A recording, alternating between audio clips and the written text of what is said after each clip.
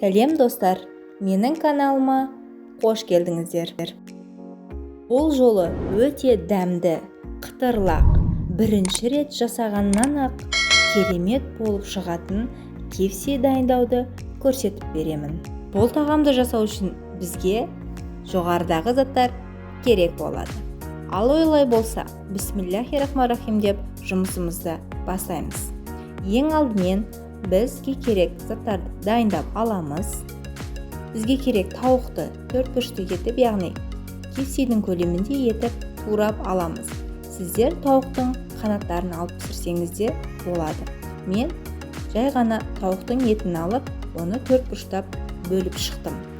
Енді тауықты маринадтау үшін 1 стакан айранға 2 шай қасық паприка, 1,5 шай қасық кептірілген чеснок, жарты шай қасық қара бұрыш, 1 шай қасық кинза, тәбетіне қарай тұзды қосып араластырамыз.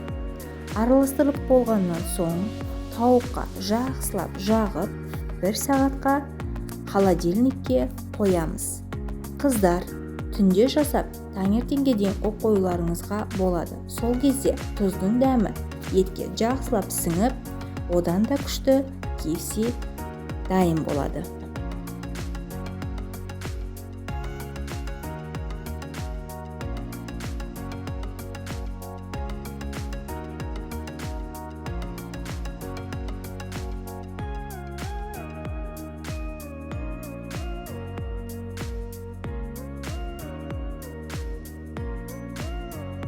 Еттері маринадталып болғанша біз оған кляр жасаймыз. Кляр жасау үшін 2,5 стакан ұн, 1,5 шай қасықта крахмал, 1 шай қасық тұз және кептірілген 1 шай қасық чеснок, 2 жұмыртқа және 1 стакан су қажет болады. Ең алдымен ұнды үккіштен өткізіп, оған крахмалды, тұзды, чесногымызды салып, жақсылап араластырамыз.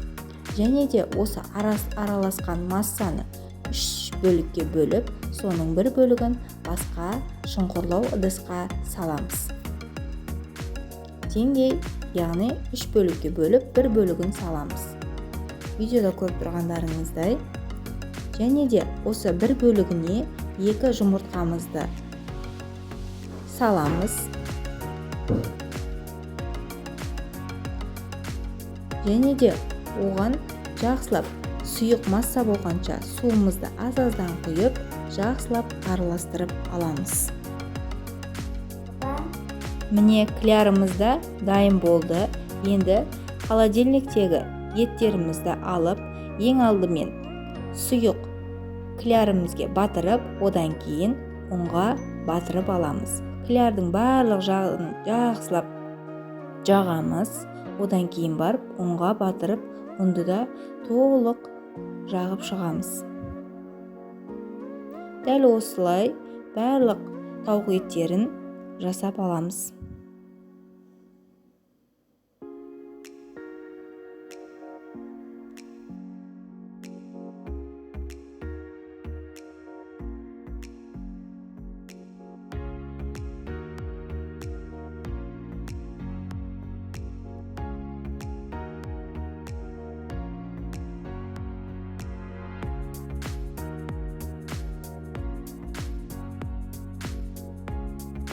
Қызып тұрған қазанға 500 мл майды құямыз.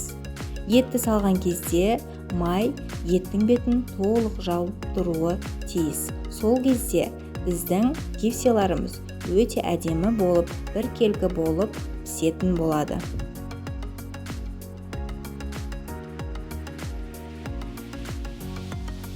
Осылайша қызып тұрған майға тауықтың еттерін салып аламыз.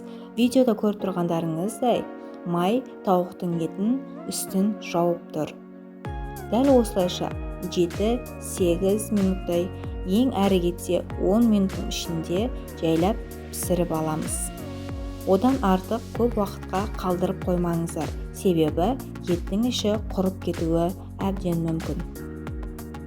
Дәл осылай қуырып, тауықтарымыздың түсі сары алтын түске енгенше осылайша пісіріп аламыз.